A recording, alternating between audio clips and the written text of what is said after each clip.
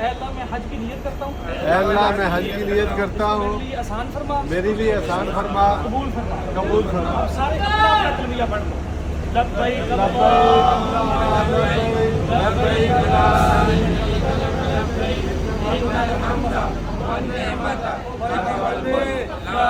شریک لک لبیک اللہم لبیک، لبیک لا شریک لک لبیک، ان الحمد والنعمت لک والملک لا شریک لک۔ لو بھی الحمدللہ مینا پہنچ گئے ہیں اور ان کے چیک کر رہے ہیں۔ ہاں جی کیا بنا پھر پہنچ گئے خیر سے؟ ہاں دیکھ لو پھر ہم بھی پہنچے ہیں کہ نہیں۔ یہ دیکھو یہ ہمارا خیمہ ہے، دے دیں یہ لو بھائی پکڑو۔ لو جی ناشتہ بھی آ گیا، اب دیکھ رہے ہیں ان کی سپیٹیں، باقی میں تفصیل نا آپ کو تھوڑی دیر میں بتاتا ہوں۔ لک والملک لا شریک لک لبیک اللہم لبیک۔ یار پہلا پیا ہے نا یار، کتنے کھانا ہے؟ کھا لیں گے، کھاؤ کھاؤ کھاؤ۔ جب آپ کے ساتھ جو آئے ہوں وہ خوش ہو نا تو ویسے دل باغ باغ ہو جاتا ہے۔ ہمارا پورا خیمہ ہے نا ایسے ہی دیکھو، سب بالکل ریلیکس ہیں، اللہ پاک ان کو عافیت فرمائے۔ اور ہمارا ناظم بہت تگڑا ہے، میں اس کے بھی تھوڑی دیر تک ویڈیو بھی ایک بناؤں گا، مبشر نام ہے اس کا، لیکن کیا بات ہے۔ اور یہ دیکھو نا ابھی سارے ببر شیر راضی بازی لگے ہوئے ہیں، کچھ ابھی آرام کر رہے ہیں، اور باقی انشاءاللہ نا جو مینا کے اعمال ہیں وہ میں تھوڑی دیر تک بناتا ہوں، پھر اسی ویڈیو کے ساتھ اٹیچ کر دوں گا۔ سب سے بڑا نا یہ سکون ہوتا ہے جب آپ نے جو شیڈول بنا ہو نا، جس کا جو میٹرس ہو، جو خیمہ ہو، جب اس پہ جا کے آپ ٹھہرو گے۔ یہ دیکھو اب ساری یہ اپنے اپنے خیمے میں ہے نا، اپنے اپنے بیڈ پہ ہیں، سامان یہ اوپر پڑے ہوئے ہیں، تو کسی کو کسی قسم کی کوئی پریشانی نہیں۔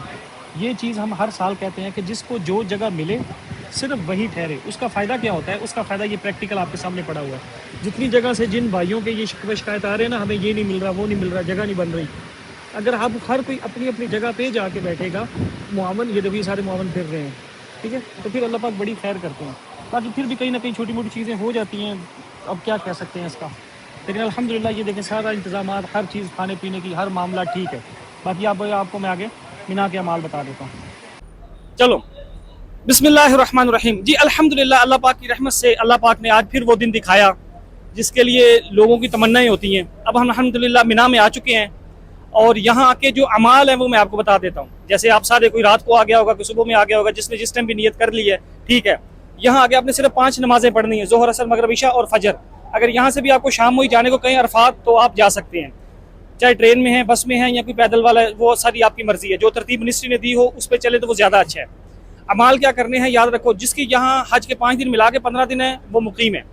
اسی طرح کچھ فتویٰ یہ ملتا ہے کہ جس نے مکہ میں 15 دن گزارے وہ مقیم ہے، دونوں ٹھیک ہیں، جو جس پہ عمل کر لے بہتر ہے، صرف بحث مباحثہ نہیں کرنا، ٹھیک ہے، اور اپنے آپ کو اللہ کی طرف خوب متوجہ رکھنا ہے، عبادات میں، ہر چیز میں۔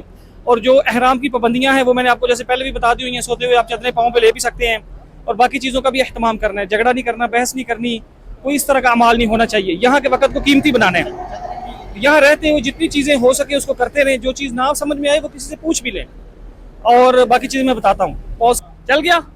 باقی آپ بتاؤ ٹھیک ہے، سب کام چل رہا ہے؟ الحمدللہ A1۔